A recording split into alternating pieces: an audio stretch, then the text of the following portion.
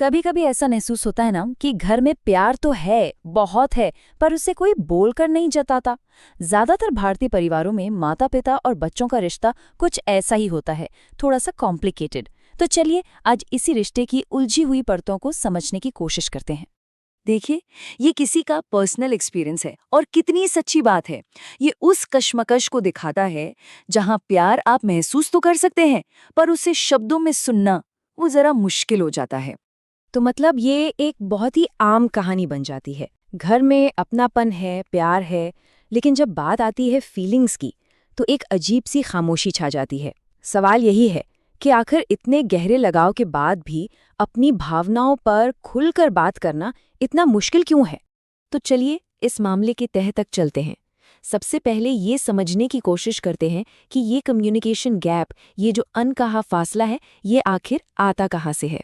इसकी एक वजह एक दिलचस्प कॉन्सेप्ट में छिपी है, जिसे हम कह सकते हैं न काटी गई गर्भनाल।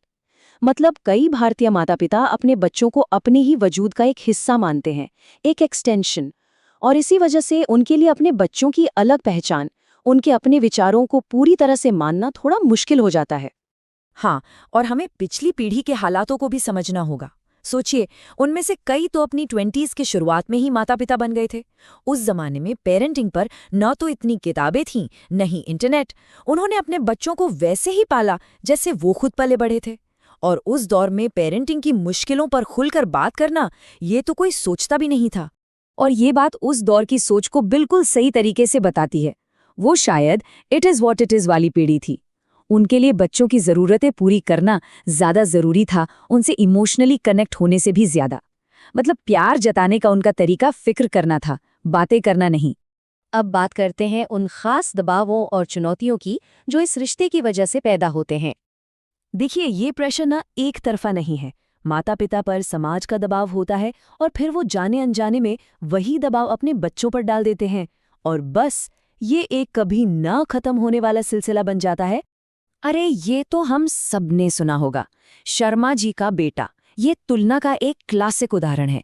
हो सकता है इसका मकसद बच्चे को मोटिवेट करना हो, पर सच तो ये है कि अक्सर इससे बच्चा और ज्यादा हतोत्साहित महसूस करता है। उसे लगता है कि वो जैसा है शायद वो काफी नहीं है। और ये कुछ ऐसी आदतें हैं जो कई बार पेरेंटिंग में दिख जाती हैं। इरादा हमेशा अच्छा होता है, माता पिता तो अपने बच्चों का भला ही चाहते हैं, लेकिन इन तरीकों से अनजाने में बच्चों का कॉन्फिडेंस कम हो सकता है और रिश्तों में एक खामोश दूरी आ सकती है। और इसका नतीजा क्या होता है? इन सब दबावों का बच्चे के आत्मसम्मान पर बहुत गहरा असर पड़ता है। जब वो बड़े होते हैं तो अक्सर खुद पर यकीन नहीं कर पाते और कोई भी फैसला लेने से डरते हैं।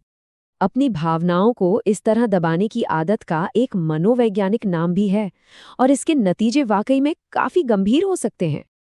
अब बात सिर्फ व्यक्तिगत कहानियों की नहीं है, बल्कि अकादमिक रिसर्च की है। The international journal of Indian psychology की रिसर्च भी यही कहती है कि ये सिर्फ एक घरेलू बात नहीं है, बल्कि एक गंभीर मनोवैज्ञानिक चुनौती है। इस व्यवहार को मनोविज्ञान में कहते हैं रिस्ट्रिक्टिव इमोशनैलिटी। इसका मतलब है कि समाज हमें और खासकर पुरुषों को ये सिखाता है कि दुख और डर जैसी भावनाओं को छुपाना ही मर्दानगी है, क्योंकि इन्हें दिखाना कमजोरी की निशानी माना जाता है। तो असल जिंदगी में होता क्या है? लोग अपनी उदासी को गुस्से जैसी भावना में बदल देते हैं, क्योंकि गुस्सा दिखाना ज्यादा स्वीकार्य है, या फिर वो उस भावना को महसूस करने से ही बचते हैं। लेकिन इसका दिमाग पर बहुत गहरा असर पड़ता है। 72 और 27, ये सिर्फ 2 नंबर नहीं है।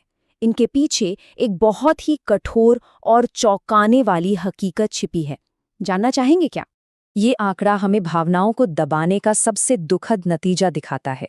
जब अपनी तकलीफ को जाहिर करना कमजोरी मान लिया जाता है, तो लोग मदद मांगने से कतराते हैं, और इसके परिणाम जानलेवा भी हो सकते हैं। तो सवाल ये है कि इस फासले को कम कैसे किया जाए। चलिए अब आगे के रास्ते के बारे में बात करते हैं। अच्छी बात यह है कि अब चीजें बदल रही हैं। परिवार इन चुनौतियों से निपटने के नए तरीके ढूंढ रहे हैं और बातचीत के नए रास्ते बना रहे हैं। और ये कुछ बहुत ही आसान लेकिन बहुत असरदार कदम हैं जो परिवार अपना सकते हैं। बस एक दूसरे की बात को बिना टोके सुनना, उनकी भावनाओं को समझना और उन्हें स्वीकार करना। सीधी सी बात है, इस फासले को पाटने के लिए दोनों तरफ से कोशिश करनी होगी। माता पिता को अपने बच्चों पर भरोसा करना होगा और बच्चों को अपने माता पिता के नज़रिए को समझना होगा। और जब ऐसा होता है ना, तो ये बदलाव न सिर्फ मुमकिन है, बल्कि ये एक बहुत गहरे और मीनिंगफुल रिश्ते को जन्म देता है। एक ऐसा रिश्ता जो नियमों पर नहीं, बल्कि आपसी समझ और दोस्ती पर टिका हो। तो ये सारी बातचीत हमें एक आखिरी और शायद सबसे ज़रूरी सवाल पर ले आती है, जिस पर हम सभी को सोचना चाहिए। इसका कोई एक सीधा साधा जवाब नहीं है, लेकिन ये सवाल हम सभी को अपने पारिवारिक रिश्तों के बारे में और आने वाली पीढ़ियों के लिए अपनी सांस्कृतिक परंपराओं के भविष्य के बारे में सोचने पर मजबूर जरूर करता है।